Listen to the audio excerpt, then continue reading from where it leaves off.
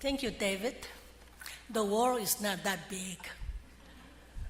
It only took 1 hour from Indianapolis to Washington, D.C. This is truly a national and international event. Tonight we have guests from Delaware, Atlanta, Indianapolis, upstate New York, Hong Kong, Shanghai, and the list go on. This is a beginning. Pretty soon, we will have guests coming from every corner of the world. David, this is just a beginning. Thank you, everybody. First of all, I would like to have a special thanks to our founder's wife, Mrs. Joanna Cho, for flying in all the way from Hong Kong last night, and she's going back to Hong Kong tomorrow. Thank you. And I also would like to have another special thanks to my more than 25 years good old friend, Jenny Xu. She serves as the vice president of this museum. Over the last 25 years, we too talked about projects after projects after projects. If you understand the word failure, we both failed for 25 years until tonight. Tonight is a turning point, and thank you for coming to see our great first step. Thank you, Jenny.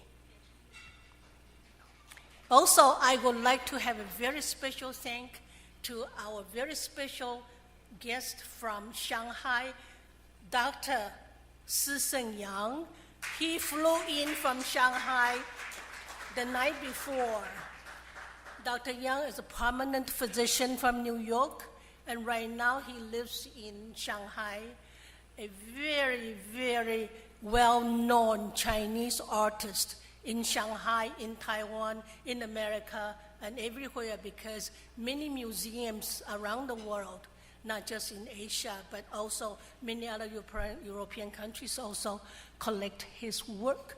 Last night, he gave us the best demonstration of what Chinese ink brush painting is all about. His work, his artwork is truly inspirational. In his work, he explained for us humanism, truthfulness, and beauty in Chinese art, 真善美. It was a first museum informal event, and through Dr. Yang's artwork, he also gave us the message. One of the things that we believe in as we promote and starting our Chinese American Museum is for us to promote the message and the concept, of course, and the values. Humanism, truthfulness, and the beauty. Together, we will make a much better world, and we are using Chinese American Museum as a platform to fulfill our dreams. I'm a college professor for 45 years. I'm a storyteller. I profess for 45 years. And tonight I'm going to make a few stories, but I'm going to make my long story short so your salad will not become a warm salad. I arrived in D.C. 2 nights ago from the heartland of Indianapolis. And we also have guests from Indianapolis. And it is always a breathtaking and eye-opening experience for a country girl like me to see the monumental buildings and the grandest museums in the world. You know, after I saw Washington, D.C., and I told myself and my team at the museum, look, we chose the right location. the right location for the first Chinese American museum in Washington, D.C. So this is another good start for us, David.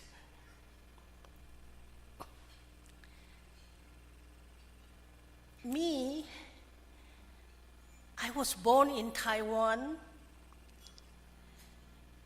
77 years ago. And I am a Hakka with the Chinese heritage. The Chinese characters for Hakka, 客家, means guest families. It is estimated that there are more than 80 million Hakkas scattered around in every corner on earth, including over 50,000 Hakkas in the United States of America. And tonight, the time will not allow me to illustrate all the good characteristics of the Hakkas. But since we have a Hakka as a museum member, it is another good start, David.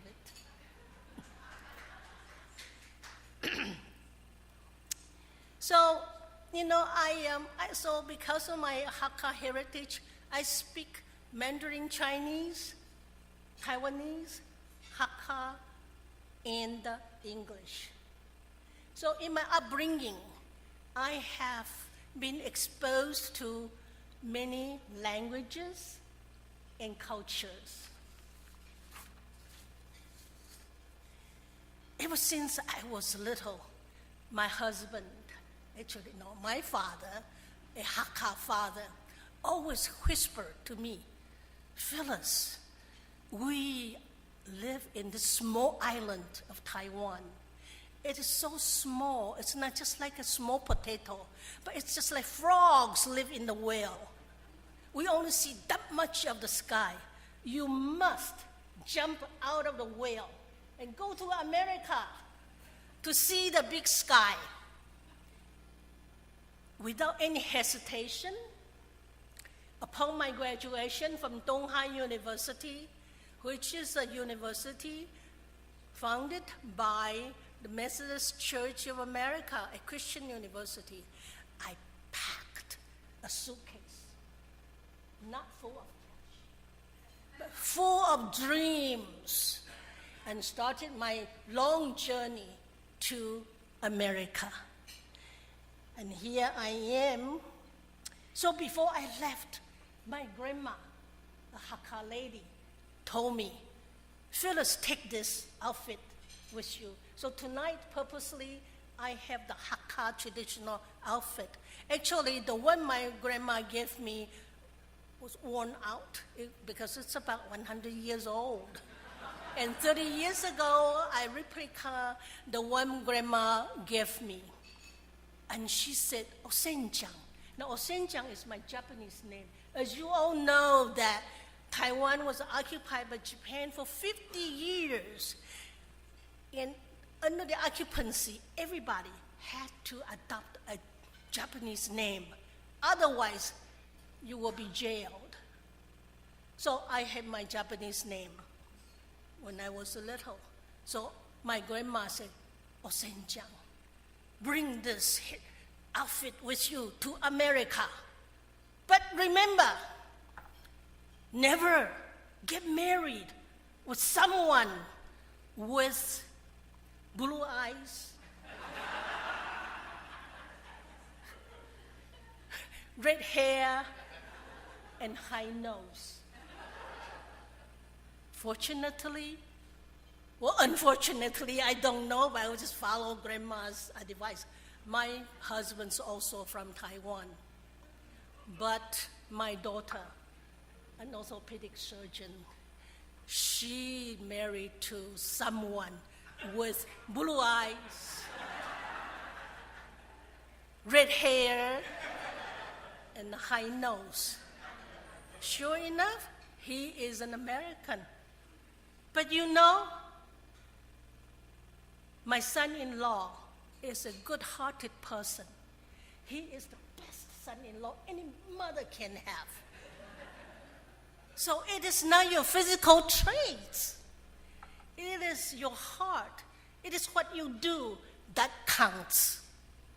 Whether you have red hair, black hair, brown nose, or whatever, don't worry about the traits. We all look different. It's your heart that counts. And that's part of the mission we try to promote. We are alike in some ways. We are different in many other ways. But if you have the good heart, we all are alike.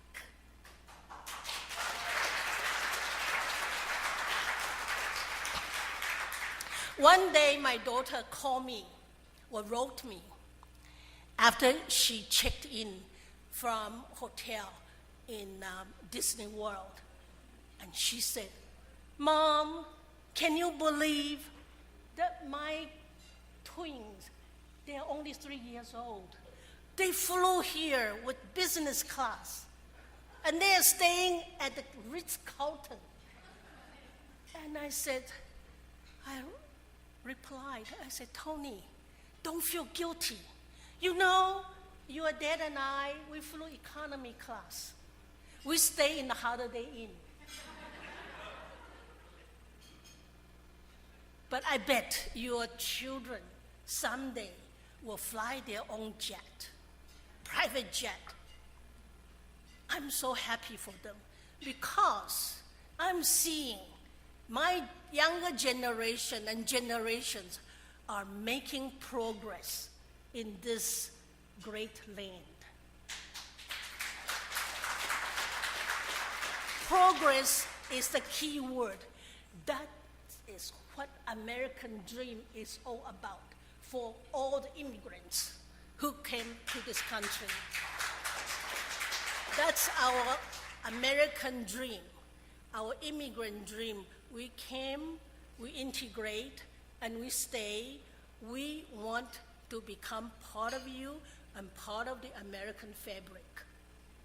Together, we will build a good country, a good nation, a good society. And I told my daughter, I hope my grandchildren will someday grow up bilingual and embrace multiculturalism.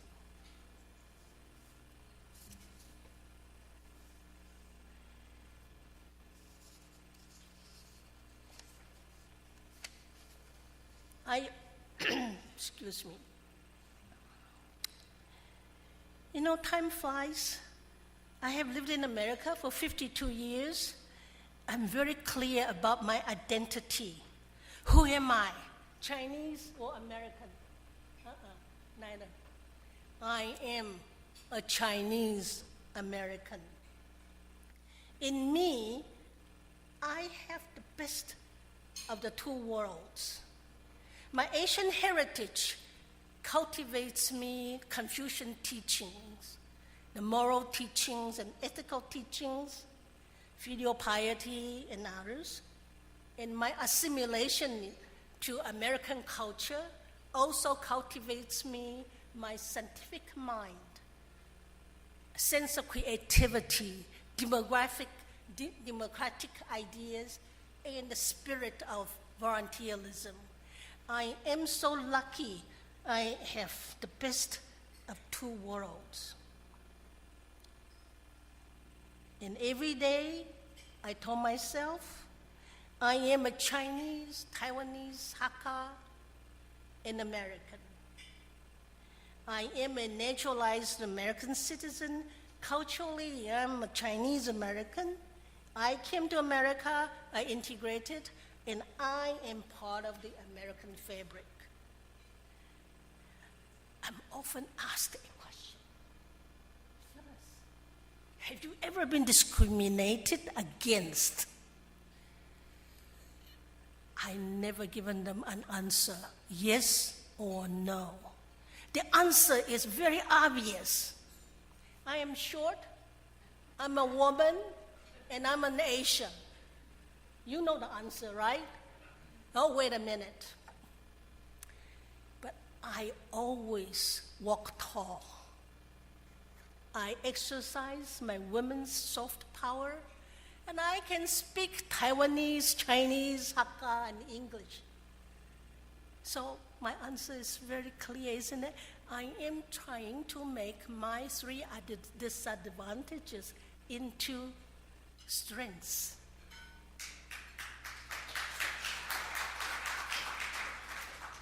Thank you.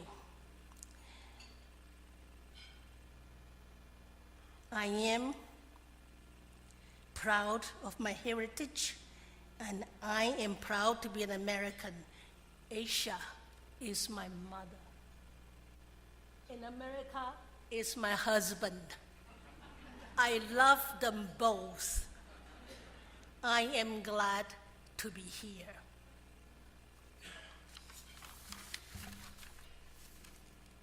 When I came to America in 1966, I received a scholarship from the Zonta Club. Zonta Club is an international American women professionals club organization. They gave me a scholarship for my graduate studies. And you know, at that moment, what came into my mind was, someday, I will create a scholarship that is 1,000 times larger. And the scholarship will be for American students. I had this dream. In the year of 2000, I created a scholarship for American students, for American social work students.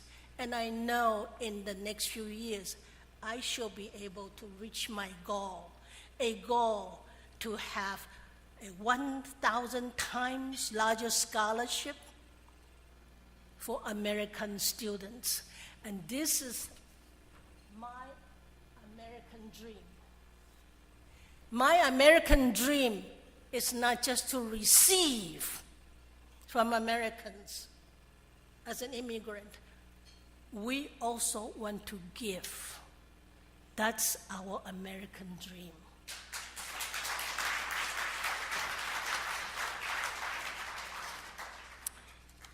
I have taught at the University of Indianapolis for 45 years, almost half a century. And some of the guests earlier joking with me that, Phylis, when did you come over to this country?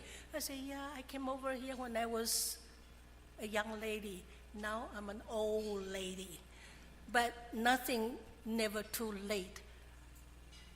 I still would like to have so much more energy, devote myself to my second career, the Chinese American Museum. Together, tonight, I will pledge that all of you support us, working with me, build it together. Together, we will build one of the best ethnic museums in Washington, D.C.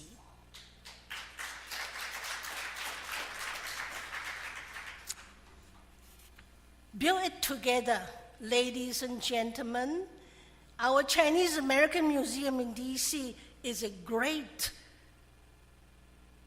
promising platform for good cause and noble mission. We will have events and programs to tell the world our Chinese American stories. We will pay tribute to the many and transformational accomplishments of Chinese American stories. Stories about their spirit, resilience, and contributions from the turn of the late or last century to the present and beyond. We aim to foster appreciation of Chinese culture. We also wish to advance global learning and cultivate deeper understanding of the history and accomplishments of Chinese Americans in both historical context and in contemporary life. The Chinese American Museum in DC is not only meant to provide a compelling space, but to be a center for education, academic, and art programs. I also want to specially emphasize that, especially for my egocentric perspective, since I'm retired, my responsibility or my duty is to see how can I introduce our next generation of younger Chinese Americans, younger second generation, third generation Chinese Americans. They have a much unique, better American experiences than my generation. Their stories are truly and will be truly American stories. Excuse me.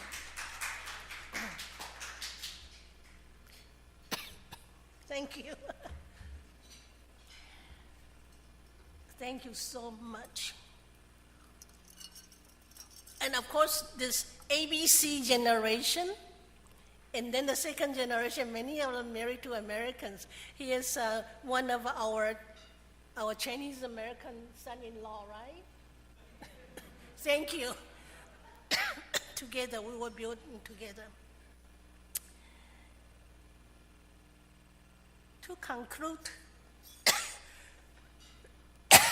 excuse me, the Chinese American Museum is a museum for all audiences, regardless of their heritage. We want to showcase how America is a land of immigrants. Just like immigrants of many different heritages, Chinese Americans have been and will continue to be working alongside all peoples in this land. We trust we can build it together. We came, we integrated, and we are among the movers and shakers of this great nation. Ladies and gentlemen, please enjoy our stories. Chinese American stories are American stories. We need your help, we need your support, and we thank you for coming and enjoy your dinner. Thank you.